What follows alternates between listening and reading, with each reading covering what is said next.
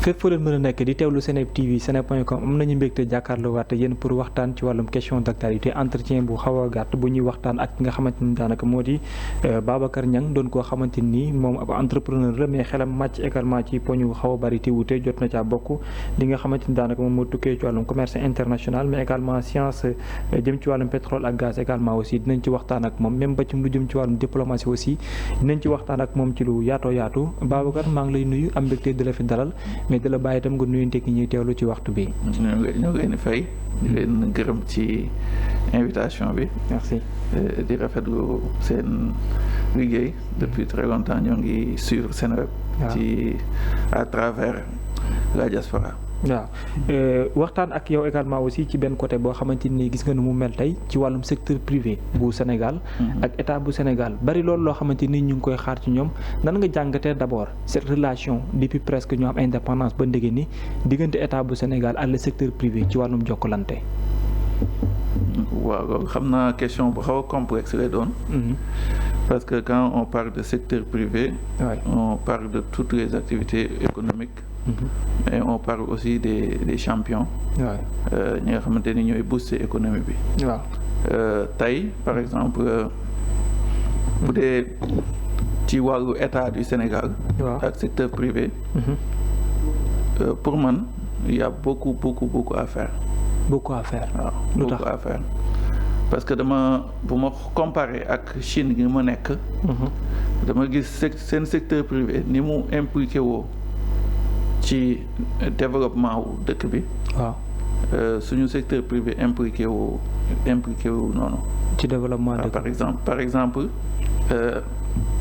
en Chine les entrepreneurs les hommes d'affaires dañuy constitué wu ci ay chambres de commerce. waaw mais chaque chambre de commerce dafay am presque doole état. waaw parce que c'est des gens qui se réunissent ay milliardaires wala ay millionnaires qui se réunissent boole seen doole def benn chambre de commerce am benn capital am budget di xool ay projets ciblé ay projets yoo xam te ne état bi da ko teg comme par exemple référence 2050 bi ñu xool projet yoo xam te ni ñoom seen domaine la wala mën nañ ci investir ñu lever les fonds ci seen biir chambre de commerce. dugal ci investissement. d'accord mais tey man chambre de commerce Sénégal yi man à part xëccoo président kan mooy nekk chambre de commerce man gisuma benn activité boo xam te ni ak benn impact boo xam def nañ ko ci dëkk bi léegi nag peut-être ils n'ont pas été impliqués parce que tey les mêmes têtes ngay gis depuis 1960 donc normal ñeneen ñi peut-être aussi am na sax ñoo xam te ni de créé nañ parce que boo xoolee y avait la chambre de commerce bu mag bi ak les sous-chambres de commerce sur chaque région mais après da ngay gis commerçants yi génn nañ dem créer association des commerçants industriels parce que ils sont pas satisfaits. D'accord. donc loolu day indi ay frustration. da nga gis ne y a manque d'unité. waaw y a manque d'unité mais aussi y a manque d'implication de état bi exploité wul carrément ces hommes d'affaires exploité wu leen parce que tey un homme d'affaires da nga koy tey boo xoolee président Turquie buy ñëw Sénégal avion bi yëpp da koy def ay homme d'affaires. waaw ñu ñëw ànd ak ñoom ñëw bu ñëwee c'est pas la Turquie qui investit au Sénégal non président Diomaye wala président Macky Sall danaan j'ai ces projets là ñooñu kenn ku ci nekk xool lan nga ci mën mu jël ci projet yi. donc sagal président. c'est la même chose président Chine. même chose tey bi maa ngi fàttaliku 2014 Macky Sall bi mu ñëwee en Chine il a fait une levée de fonds de 3300 milliards. man maa ngi woon ci salle bi mais c'est seulement des hommes d'affaires chinois qui ont financé ça l'état chinois xamul ci joxe. à part arène nationale bi def ci dara te arène nationale da ko def comme don. defu ci dara mais yow nan nga gisee par rapport ces entreprises étrangères là di investir ci biir réewum Sénégal ñu ngi ci jot a xam ak yooyu.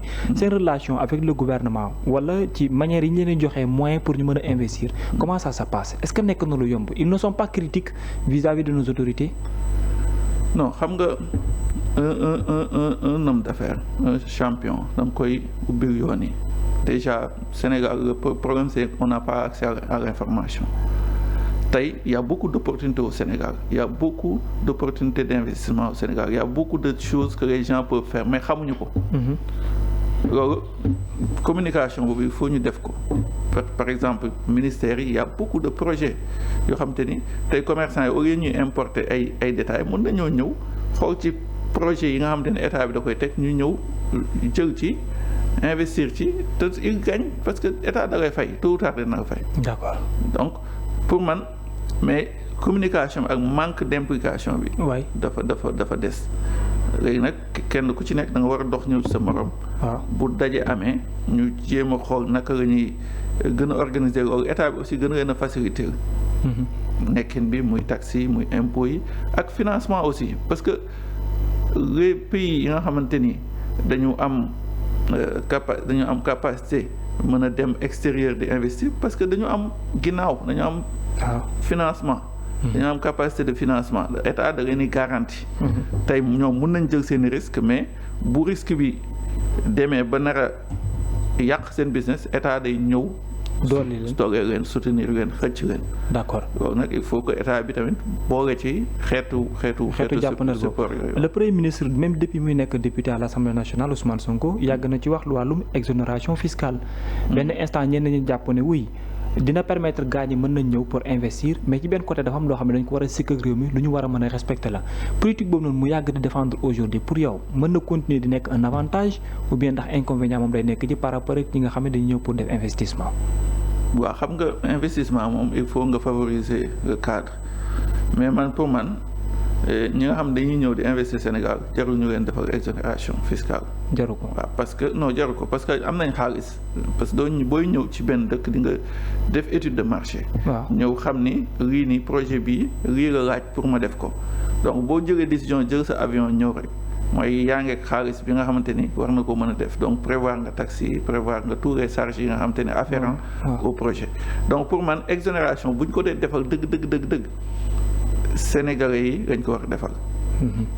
les hommes d'affaires sénégalais pour que ñoom ñu mën a am un plus parce que ñee ñoo leen ëpp xaalis. waaw léegi yow bu dee ñee dañoo leen ëpp xaalis ba ñee ñu exonéré leen yow amoo xaalis ba topp noppi exonéré wu ñu la c'est un problème. day métti man bi may ñëw nii rek marchandise yi ma indi ci matériel agricole ak kii presque li ma fay douane c'est plus de 100 et quelques millions ci ak oto yi ma indi donc loolu. tey bu doon am naa exonération xaalis boobu mun naa ko jël. ma investiraat ko ci matériel boo xam te ne day gën a mën a am impact. ci réew mi. D'accord. donc loolu il faut que état bi xalaat ci am na nag des problèmes parce qu'il y a des accords comme le ZLECAf. nga xam te ne signé nañ ko. il y a les APE. il y a aussi li ñu tuddee les zones économiques spéciales yi nga xam te ni moom lañ def comme ay Diamniadio et autres nga xam te ni yow boo fa nekkee tu as am nga boo demee biir Diamniadio ci zone boobu nga loué fa pour def fa sa industrie ou quelque chose comme ça. da ngay am profiter des exonérations. D'accord. mais loolu ñi ci ëpp ñuy profiter mooy les bailleurs de fonds étrangers. mais tey jii gis nga ñëw nañ lancé nañ vision Sénégal 2050. wax nañ waxu ay pôle territoire pour amener un peu d'équité en termes d'investissement et d'infrastructure ak tamit d'industrie. au niveau national. li ñuy wax ci wàllum pôle territoire yi ak ni ñu ko jaayee cette politique là aujourd'hui ñi fi nekk yan conditions la ñu war a mën a créer ba mu am réussite vis-à-vis des investisseurs.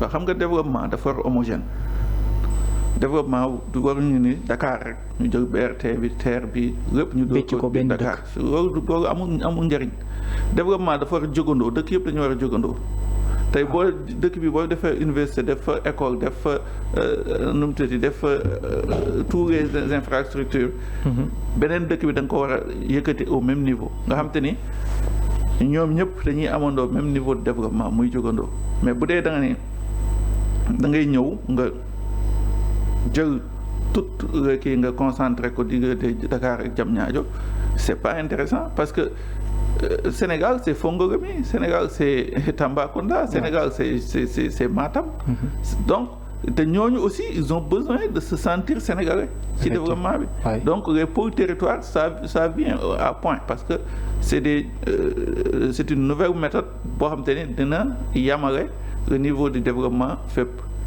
moom la Abdoulaye Wade initié woon. mais dafa am neneen nu mu ko tuddee woon mooy tey bi muy jox Idrissa Seck les 40 milliards pour mu defar Thiès. am chaque année benn région mooy aaye.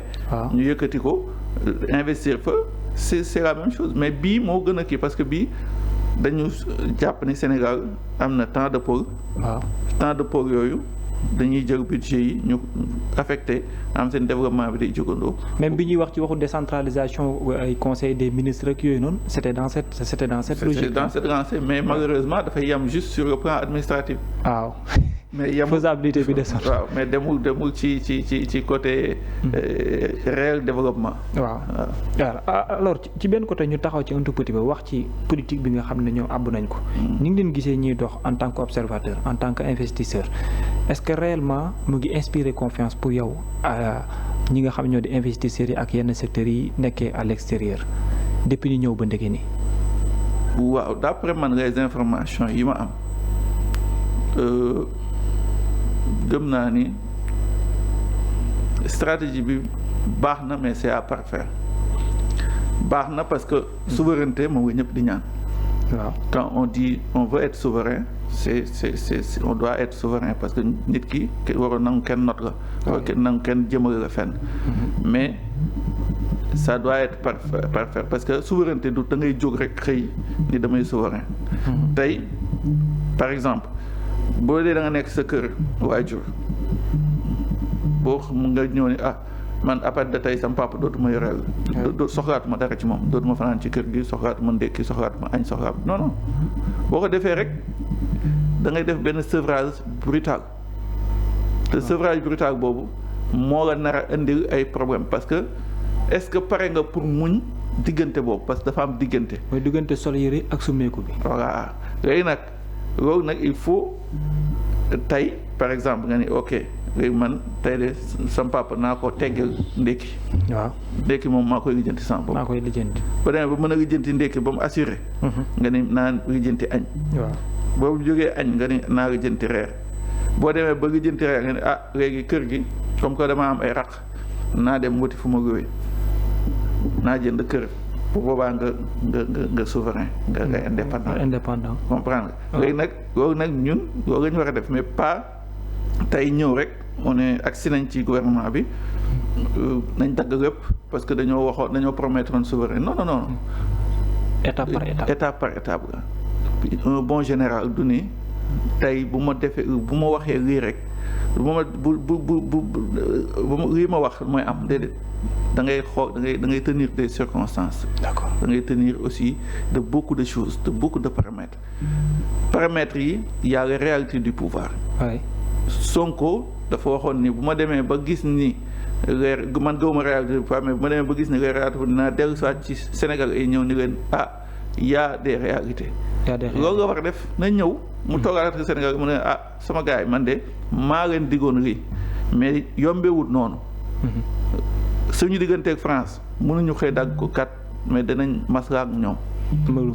suñu digganteeg nangam mënuñu ko nangam di moom am na capacité mën a lu mu wax Sénégal yi ñu gëm ko. waxtaan ak ñoom. mën lu ngeen wax ñu dégg ko parce que wóoru nañ ko donc na ko def. d'accord mais ci benn côté gis nga annonce bi mu def ci 150 milliards yi quand il parle des surfacturations par rapport yenn marché yi tabax ay école tabax ay université tabax ay hôpitaux yooyu wax na ci ne am nañ lu ñu dajale waaye lu toll ci 150 milliards cette volonté là de transparence et de renégociation par rapport au marché public ci biir Sénégal nan nga ko jàngatee et cette réussite qu'il parle te mu dem ci 150 milliards de francs CFA. Là je suis très bien placé pour en parler. Ah bon? waaw parce que tey.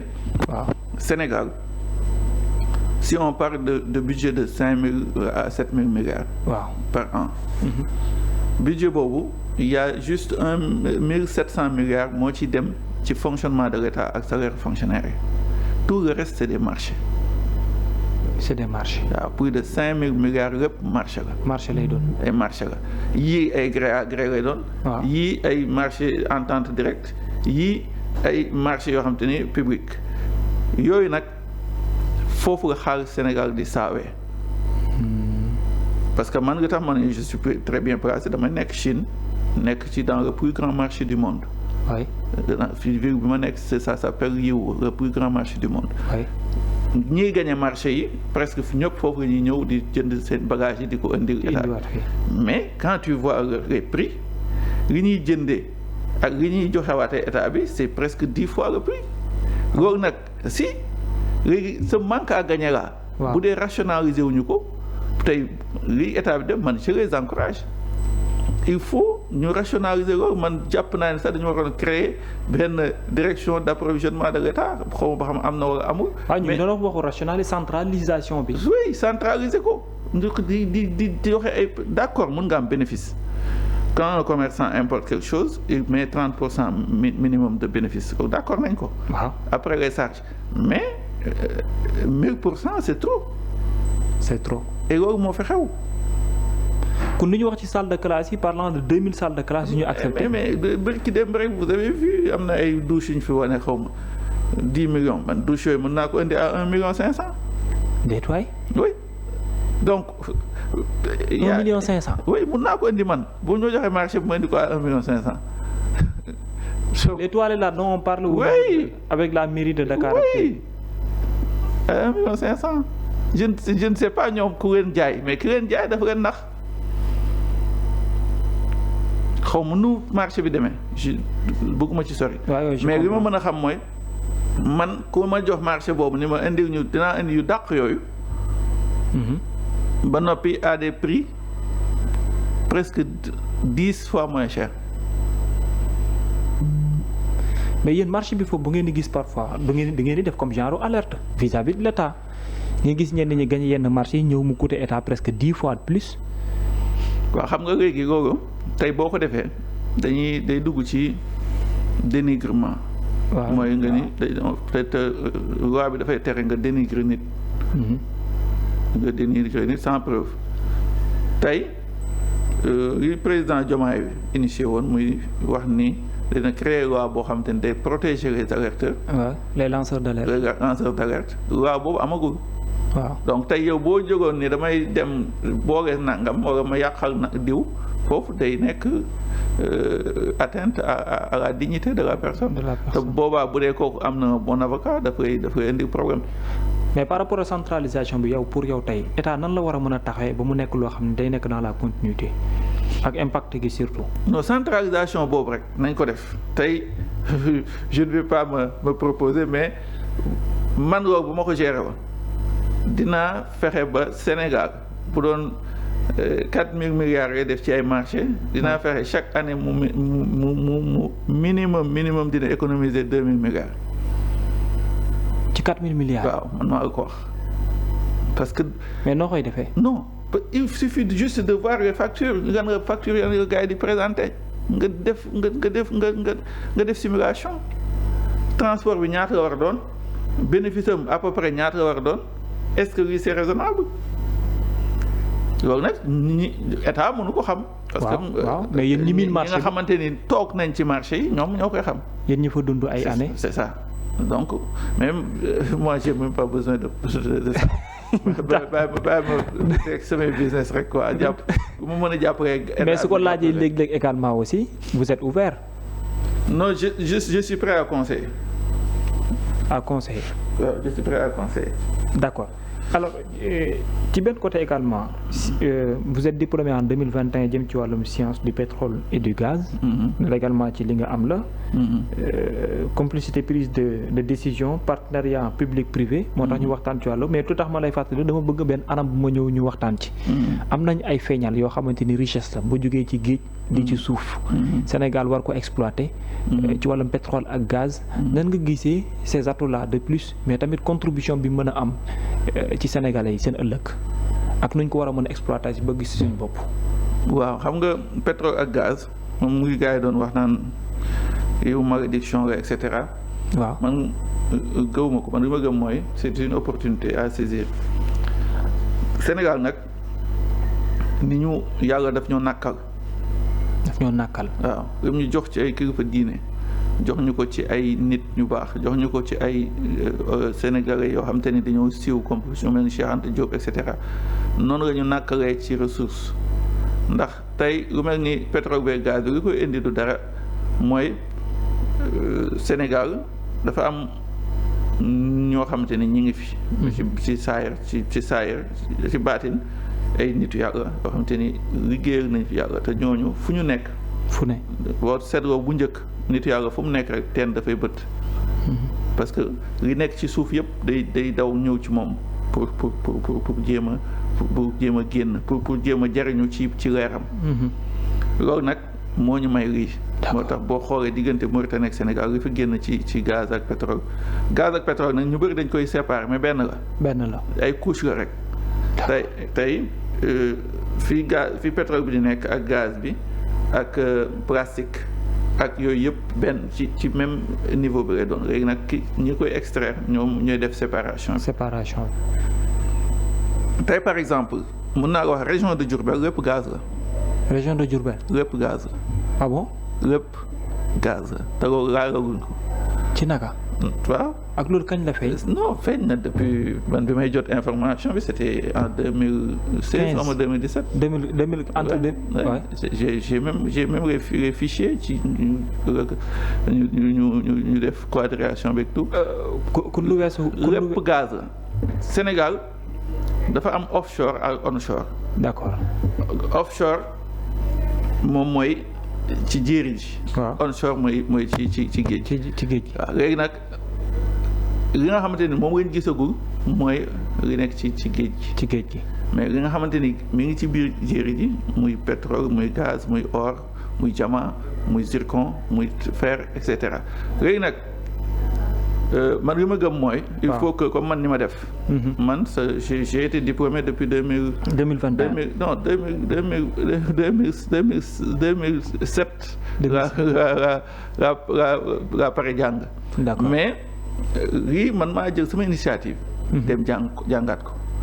boolewaat ko ci parce que. da ngaa xam ne ëllëg la ci Sénégal. ëllëg la ci Sénégal maa jël sama initiative dem jàngaat ko c'est des cours MOU la yoo xam te ne MOOC la yoo xam te ne rapidement mën nga ko jàng ci 6 mois. mais président de la République dama objectif am mooy mu contribuer wu ci ëllëgu Sénégal yi notamment ci wàllum électricité loolu tam pour yow mën a nekk une réussite. si mën na nekk une réussite parce que on a besoin du pétrole pour produire de l'énergie. de l'énergie. On a besoin du gaz aussi pour produire de l'énergie donc tey fan yi rek ministre des transports terrestres mi ngi ci wax oto yi ñu indi woon mu doon wax ni est-ce que y a possibilité def ko gaz ak essence donc yooyu day parce que suñu gaz bi waruñu ko jël di ko kii parce que actuellement le nouvel ordre mondial li ñu gis mooy les pays africains ils vont découvrir l'or noir de plus en plus mooy pétrole. waaw léegi nag ñoom seen stratégie mooy jéem a doyadal pétrole. nga xam te ni même dollar bi sax dootuñu ko kii ci pétrole. waaw léegi bu boobaa ñun suñu pétrole day ñàkk fayda. day ñàkk du am fayda sens. mais gaz bi. gaz bi même chose du day ñàkk fayda léegi nag ñun on doit profiter de ça. waaw au lieu que ñu koy jaay à des prix bas ñu exploiter ko. exploiter ko def ko électricité. c'est ça njëg gi wàññeeku. c'est ça ñu exploiter ko. waay donc loolu nag je pense que ne ci la lancé boobu ci la ñuy nekk parce que ils tiennent à leur gaz ils tiennent aussi à leur pétrole en plus. le pipeline bi ñu doon wax ni Sénégal mën na jaay Europe gaz. benn tuyau boo xam dañ koy def ci géej gi mu dem ba Europe di jaay Europe gaz parce que seddaay bi ñoom bu ñu amul gaz dañuy dee. te Russie moo leen doon jaay te actuellement seen diggante Russie neexutut donc ñun on profite de cette situation géopolitique pour def Sénégal mu mel ni kon Dubaï te ñun li ñu gis ci pétrole ak li ñu war a gis moo ëpp fuuf li Dubaï am. te gis nga ni Dubaï mel déjà. donc léegi nag ñun il faut que chacun man ni ma def na ci Sénégal yi jéem a dem ñu jéem a spécialisé aussi des formations yu simple ah. waay 6 mois 1 an nga pare ko. pour mën a contribuer. waaw léegi nag nga ñu mën a xool naka ñu mën a exploiter parce qu'il y a beaucoup de dérivés ci gaz ak pétrole. d'accord beaucoup de dérivés. d'accord Babacar bëggoon naa waxtaan bu gën a yaatu mais bon dinaa promettre nit ñi teelu ne bu ñu paree tabaski incha allah dinañ gën a am waxtaan. incha allah bu gën a yaatu ci wàllu mais amoon naa mbégte lool dalal la di la jaajëfal bu baax a baax. incha allah merci beaucoup kontaan nañ ñun ñoo gën a bëgg. merci beaucoup jaajëfal ko bu baax a baax moom Babacar Niang jaajëfal ko bu baax a baax ci disponibilité am mais jaajëfal nit ñi doon teewlu jox nañ di daje ba beneen incha allah.